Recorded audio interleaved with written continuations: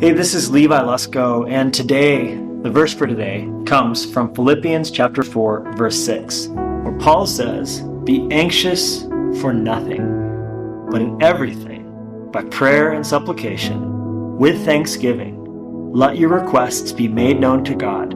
And then, even though I'm sneaking one more verse in, don't tell anybody. And if you do this, is what's implied, the peace of God, which surpasses all understanding, will guard your hearts and minds through Christ Jesus.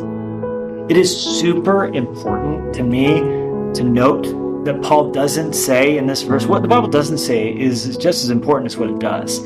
And what he never says, what he doesn't say is never feel anxious.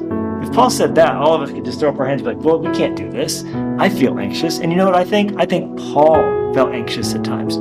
He admitted openly, I at times despaired even of life itself. And we know that Paul wrote this book, the book of Philippians, from a prison cell.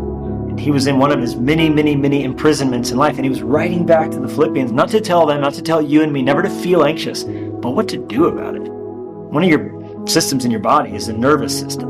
And when the nervous system acts awry, runs afoul, it's called a panic attack, or you have anxiety disorders. And there's medical implications to all of this, but there's also spiritual ones.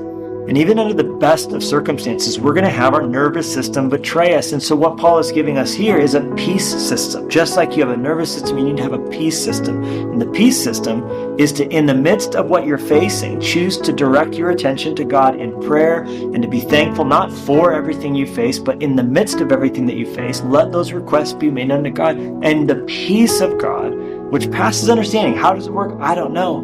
But it bypasses what you can figure out in the human. And in the supernatural realm, gives you strength in your mind. I'm daring you to believe today that as you choose thanksgiving and prayer in the midst of what you're facing, God is going to bless you with that supernatural peace.